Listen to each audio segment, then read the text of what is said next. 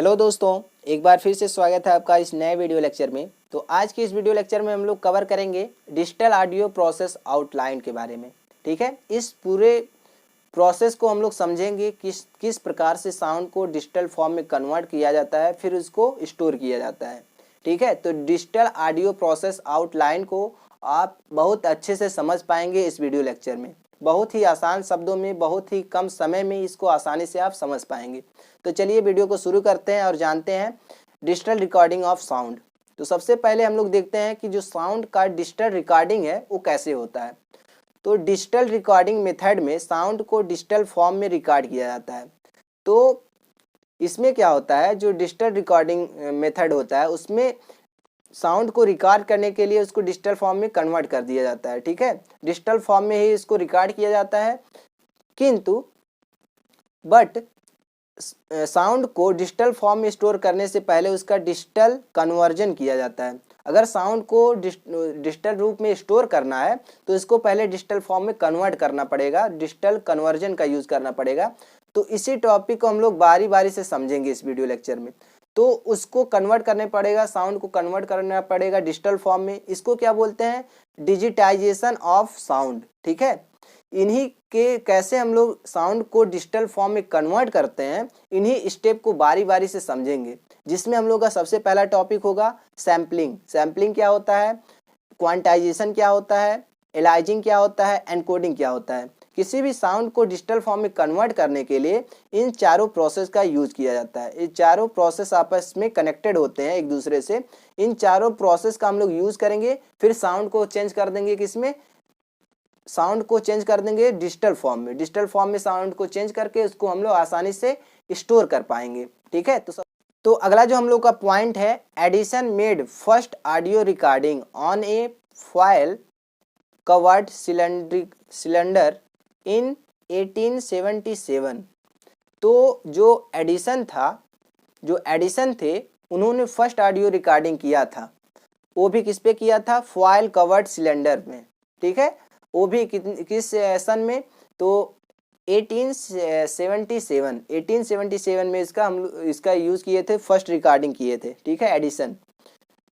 And the field of audio recording has grown and mattered a lot. तो जैसे जैसे समय गुजरता गया, डिजिटल ऑडियो जो रिकॉर्डिंग था उसका भी ग्रोथ होता गया। ठीक है, ग्रो करता गया कि किस तरह से अलग तरीके से उसको स्टोर किया जा सके डिजिटल फॉर्म में। तो ये था इसका बेसिक। अब हम लोग समझते हैं डिजिटाइजिंग ऑफ साउंड, कैसे साउंड को डिजिटल फॉर्म में कन्वर्ट करेंगे। तो मैंने अभी बताया है कि चार प्रोसेस का यूज करके किसी भी साउंड को हम लोग डिजिटल फॉर्म में कन्वर्ट कर सकते हैं। फर्स्ट पॉइंट है आपका सैम्पलिंग, दूसरा पॉइंट है आपका क्वांटाइजेशन, तीसरा पॉइंट है आपका एलाइजिंग, और चौथा जो लास्ट पॉइंट है वो एनकोडिंग है। इन चारों टॉपिक को हम लोग बारी बारी से कवर करेंगे। तो इसमें सबसे पहला हम लोग का टॉपिक रहेगा सैम्पलिंग। सैम्पलिंग क्या होता है, तो सैम्पलिंग के बारे में हम लोग बात करें तो ऑडियो सिग्नल को एक पल्स ट्रेन के द्वारा सैंपल किया जाता है, जिससे क्या होता है, amplitude of pulse train directly proportional होता है ऑडियो सिग्नल के।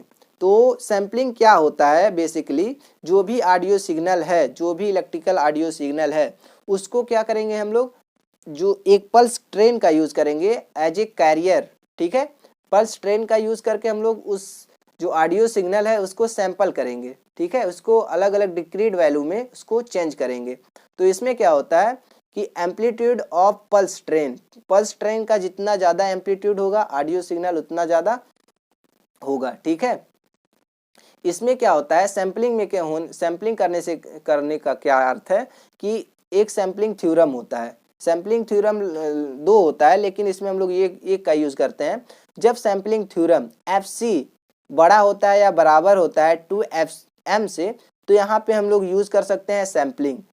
जब ये आपका कंडीशन अलाउ नहीं होगा तो हम लोग सैम्पलिंग प्रोसेस नहीं कर पाएंगे। FC क्या है, जो हम लोग पल्स ट्रेन यूज कर रहे हैं, जो carrier as a carrier pulse train का यूज कर रहे हैं, उसका फ्रीक्वेंसी है, कैरियर फ्रीक्वेंसी है। ठीक है, और जो FM है वो क्या है, मैसेज, जो हम लोग ऑडियो सिग्नल यूज कर रहे हैं, जो मैसेज सिग्नल यूज कर रहे हैं, उसकी जो फ्रीक्वेंसी है FM है। ठीक है, तो सैम्पलिंग थ्योरम कहता है कि जब FC इक्वल टू होगा या फिर ग्रेटर देन होगा, तभी 2f से ग्रेटर देन होगा fc या फिर इक्वल टू होगा, तभी हम लोग सैम्पलिंग किसी भी सिग्नल की सैम्पलिंग कर पाएंगे। ठीक है, तो सैम्पलिंग क्या होता है यहाँ से हम लोग समझ सकते हैं। It is convert a continuous time message signal to discrete time signal.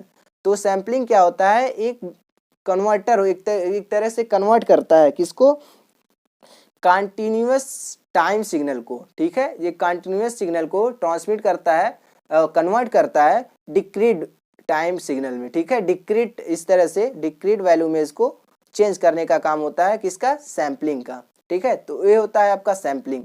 अब हम लोग देखते हैं कि किस प्रकार से सैम्पलिंग होता है। ये मान लेते हैं आपका ओरिजिनल सिग्नल है जो कि ऑडियो सिग्नल है या फिर मैसेज सिग्नल भी बोल सकते हैं। ठीक है, इसको ओरिजिनल सिग्नल भी बोल सकते हैं, ऑडियो सिग्नल भी बोल सकते हैं, मैसेज सिग्नल भी बोल सकते हैं। और यहाँ पे हम लोग यूज कर रहे हैं पल्स ट्रेन का, जिसको कैरियर सिग्नल भी बोल सकते हैं। ठीक है, आप देख सकते हैं कैरियर है, अलग अलग डिस्क्रीट वैल्यू है। कैरियर मतलब पल्स ट्रेन जो होता है उसका जो फ्रीक्वेंसी होता है वो बहुत ज़्यादा होता है, हाई फ्रीक्वेंसी का कैरियर होता है। ठीक है, जो पल्स ट्रेन होते हैं वो हाई फ्रीक्वेंसी के होते हैं। तो इन दोनों को जो हम लोग मॉड्यूलेट करेंगे, एक दूसरे से मिक्स करेंगे पल्स ट्रेन को, और जो भी ऑडियो जो है, ऑडियो सिग्नल जो है उसको जो हम लोग मिक्स करेंगे तो इस तरह से इसका आएगा आउटपुट। ठीक है, जो सैंपल्ड सिग्नल होगा वो इस तरह से आएगा। यहाँ पे देख सकते हैं का जो एम्पलीट्यूड है, जो पल्स ट्रेन का एम्पलीट्यूड है वो चेंज हो जाता है इस मैसेज सिग्नल के अनुसार। इसलिए इस यहाँ पे जो हम लोग को मिलता है सैंपल्ड जो सिग्नल उसको बोलते हैं PAM, pulse amplitude modulation. Pulse amplitude modulation का कहने का मतलब क्या है, यहाँ पे हम लोग पल्स यूज कर रहे हैं इसलिए पल्स हो गया। और एम्पलीट्यूड मॉड्यूलेशन कहने का मतलब है कि इसका जो एम्पलीट्यूड होगा, ठीक है, इसका जो एम्पलीट्यूड है वो चेंज हो जा रहा है किसके अनुसार, मैसेज सिग्नल के अनुसार। यहाँ पे देख सकते हैं कि जो इसका एम्पलीट्यूड है वो चेंज हो रहा है मैसेज सिग्नल के अनुसार, इसके अनुसार यहाँ पे चेंज हो जा रहा है इसका एम्पलीट्यूड। तो इसको बोलते हैं PAM। इसको क्या बोल सकते हैं, सैंपल्ड सिग्नल। ठीक है, ये आपका मैसेज सिग्नल है या फिर ओरिजिनल सिग्नल है या फिर ऑडियो सिग्नल है। यहाँ पे हम लोग यूज करते हैं पल्स ट्रेन, जिसको कैरियर सिग्नल भी बोल सकते हैं।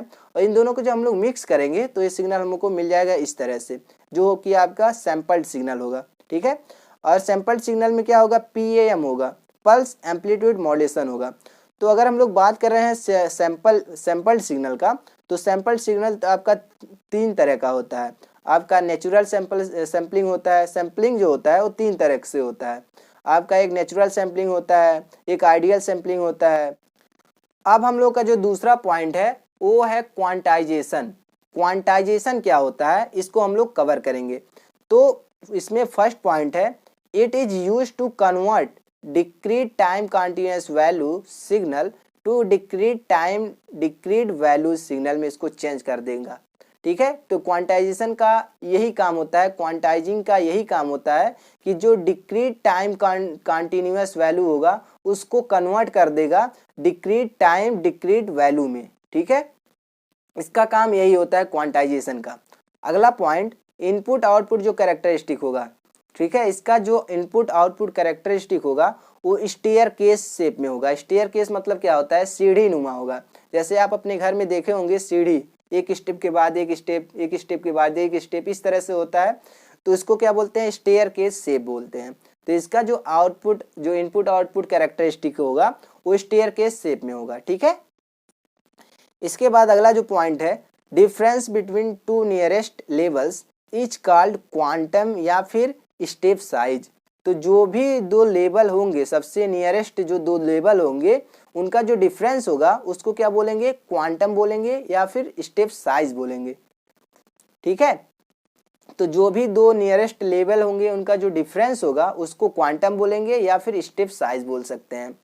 तो यहाँ पे देख सकते हैं, मैंने बताया कि इसका जो इनपुट आउटपुट कैरेक्टरिस्टिक होता है वो स्टेयर केस शेप में होता है। तो यहाँ पे देख सकते हैं आप, स्टेयर केस है, सीढ़ी नुमा है यहाँ पे। ठीक है, तो ये वाला जो एक्सिस है इधर, ये आपका इनपुट है जो कि वोल्टेज के फॉर्म में है, और ये वाला जो एक्सिस है यहाँ पे भी वोल्टेज है जो कि आउटपुट वोल्टेज है। ठीक है, तो यहाँ पे देख सकते हैं 1 2 3 4 5 6 7 यहाँ पे है, 1 2 3 4 5 7 5 6 7 यहाँ पे है। तो यहाँ पे देख सकते हैं 1 पे क्या है, 1 है, लेकिन यहाँ पे 2 क्या है, 2 पे क्या है, 1.5 है। ठीक है, यहाँ पे देख सकते हैं जो 2 पे, इस तरह से यहाँ पे देख सकते हैं ये हम लोग का जो इनपुट आउटपुट कैरेक्टरिस्टिक आता है वो स्टेयरकेस फॉर्म में आता है। ठीक है, अब हम लोग देखते हैं यहाँ पे जब वी इन मतलब आपका इनपुट वी इन हो गया ए और वी आउट हो गया आपका ए। ठीक है, तो 0 और 0.5 वोल्ट, 0 वोल्ट यहाँ पे हो गया, 0.5 यहाँ पे हो गया। ठीक है, यहाँ पर क्या होता है इस बीच में क्या होता है, जो आउटपुट आता है वो 0 आता है। उसके बाद क्या है, यहाँ पे जो आउटपुट आ गया 0 आ गया, 0.5 से 1.5 इसके बीच में। ठीक है, इसके बीच में कितना आ रहा है आउटपुट, 1 आ रहा है, तो यहाँ पे देख सकते हैं 1 वोल्ट। ठीक है, अब कितना है 1.5 से 2.5, 1.5 से यहाँ पे 2.5 इसके बीच में कितना आ रहा है, तो यहाँ पे 2 आ रहा है, तो यहाँ पे देख सकते हैं 2। तो इस तरह से इसका होता है, जितना इनपुट होता है, मान लेते हैं इसका लेवल 0.05 है तो 0 मान लेते हैं, 0.5 से 1.5 वोल्ट है तो यहाँ पे 1 वोल्ट मान लेते हैं, 1.5 से 2.5 है तो इसको 2 वोल्ट मान लेते हैं, 2.5 से 3.5 है तो 3 वोल्ट मान लेते हैं, 3.5 वोल्ट से 4.5 वोल्ट है इसके बीच में है तो इसको 4 अप्रोक्सीमेट मान लेते हैं कि इतना होगा। ठीक है, यहाँ पे 4.5 से 5.5 वोल्ट है तो इसको 5 वोल्ट मान लेते हैं। तो इस तरह से स्टेयरकेस फॉर्म में होता है इसका आउटपुट, जो इनपुट आउटपुट कैरेक्टरिस्टिक होता है। इसके बाद हम लोग समझते हैं क्वांटाइजिंग नॉइज क्या होता है। क्वांटाइजिंग नॉइज मतलब क्यू एन से इसको रिप्रेजेंट करते हैं क्वांटाइजिंग नॉइज। तो real value of samples, difference होता है क्वांटाइज वैल्यू, इन दोनों का जो डिफरेंस होता है उसको क्या बोलते हैं, क्वांटाइजिंग नॉइज बोलते हैं। जो रियल वैल्यू है, जो सैंपल्ड हो चुका है उसका रियल वैल्यू और जो क्वांटाइज्ड वैल्यू है, इन दोनों का जो डिफरेंस होता है इसको बोलते हैं क्वांटाइजिंग नॉइज। इसमें दो फार्मूला और आता है, एक SNR signal to noise ratio का फार्मूला आता है 1.8 + 6n। ठीक है, ये होता है आपका डीबी में। SNR इतना फार्मूला, इस फार्मूले को बोलते हैं SNR, जो कि होता है डीबी में। यहाँ पे n क्या है, बिट रेट है। ठीक है, इसका दूसरा जो फार्मूला होता है SNR इक्वल टू होता है 3/2 इंटू 2 पे पावर n पे पावर 2 पे पावर 2 पे पावर n। ठीक है, ये आपका डीबी में नहीं होता है, ये वाला जो फार्मूला है वो डीबी में होता है, और यहाँ पे भी जो n है वो बिट रेट है। तो अगर हम लोग बिट रेट को बढ़ा देंगे, इंक्रीज करेंगे, ठीक है, बिट रेट को इंक्रीज करेंगे तो जो SNR है सिग्नल टू नॉइज रेशियो है वो भी इंक्रीज हो जाएगा। तो जैसे ही SNR इंक्रीज होगा तो नॉइज क्या होगा, वहाँ पे डिक्रीज हो जाएगा। ठीक है, तो इस तरह से हम लोग बिट रेट को बढ़ा करके जो नॉइज है उसको कम कर सकते हैं। तो ये होता है आपका क्वांटाइजिंग नॉइज। अब हम लोग का जो तीसरा टॉपिक है वो एनकोडिंग है। एनकोडिंग का कहने का मतलब क्या है, तो तीसरा टॉपिक आपका एलाइजिंग होता है, वो इतना इम्पोर्टेंट नहीं है, उसका लिखने की कोई ज़रूरत नहीं है, एलाइजिंग नहीं उतना मायने नहीं रखता है। लेकिन जो तीसरा टॉपिक है इसमें एनकोडिंग, एनकोडिंग भी ज़रूरी है, इसको लिख सकते हैं। तो एनकोडिंग क्या होता है, it is use to convert quantized signal to binary form. तो इनकोडिंग करने का मतलब क्या है, किसी भी जो क्वांटाइज्ड सिग्नल है उसको कन्वर्ट करने के लिए बाइनरी फॉर्म में। ठीक है, जो भी एनकोडिंग है उसका मतलब यही है कि जो क्वांटाइज्ड सिग्नल है, क्वांटाइजेशन के बाद हम लोग का जो सिग्नल मिल रहा है उसको बाइनरी फॉर्म में, बाइनरी फॉर्म मतलब 0 और 1 के फॉर्म में कन्वर्ट करने का जो काम होता है इसको बोलते हैं एनकोडिंग। ठीक है, अगला point, easily transmit binary data. क्यों हम लोग इसमें कन्वर्ट करते हैं, क्वांटाइज्ड जो सिग्नल होता है उसको बाइनरी में क्यों ट्रांसमिट करते हैं, क्योंकि इसको बाइनरी जो डेटा होता है 0 और 1 के फॉर्म में जो डेटा होता है, जो बाइनरी डेटा होता है उसकी जो सिक्योरिटी होती है वो भी अच्छी होती है, इसलिए इसको हम लोग बाइनरी फॉर्म में कन्वर्ट करके फिर ट्रांसमिट करते हैं। तो ये आपका था एनकोडिंग। तो आई होप यह वीडियो लेक्चर आपको अच्छे से समझ में आया होगा। जो भी साउंड है उसको डिजिटल फॉर्म में स्टोर करने के लिए उसको पहले डिजिटल फॉर्म में कन्वर्ट करना पड़ेगा, और साउंड को डिजिटल फॉर्म में कन्वर्ट करने के लिए पहले 3 या 4 प्रोसेस करना पड़ेगा। आपका सैम्पलिंग हो गया, और क्वांटाइजिंग हो गया, और एनकोडिंग हो गया। इलाइजिंग भी एक प्रोसेस होता है लेकिन उसमें इतना इम्पोर्टेंट नहीं अदा करता है रोल, उसका जो एलाइजिंग है इतना इम्पोर्टेंट रोल नहीं होता है। सिर्फ बेसिकली देखते हैं, अगर जनरली देखते हैं तो 3 ही प्रोसेस में इसका डिजिटाइजेशन हो जाता है, एक आपका सैम्पलिंग, एक आपका क्वांटाइजेशन, एक आपका एनकोडिंग। ठीक है, तो यही था आपका बस सैम्पलिंग और डिजिटाइजिंग और एनकोडिंग। तो आई होप यह वीडियो लेक्चर आपको अच्छे से समझ में आया होगा कि इन सारे टॉपिक को आप अच्छे से क्लियर हो गया होगा कि ये सारे टॉपिक कैसे होते हैं, कैसे हम लोग साउंड को डिजिटल फॉर्म में कन्वर्ट कर देते हैं। तो वीडियो पसंद आएगा तो वीडियो को लाइक कीजिएगा, चैनल पर नए होंगे तो चैनल को सब्सक्राइब कर लीजिएगा, क्योंकि इसी तरह का वीडियो लेक्चर आगे भी आता रहेगा। और हाँ, अपने दोस्तों के पास वीडियो को ज़रूर शेयर कीजिए ताकि उनका भी कुछ हेल्प हो सके। तो तब तक खुश रहिए, मस्त रहिए, पढ़ते रहिए। जय हिंद।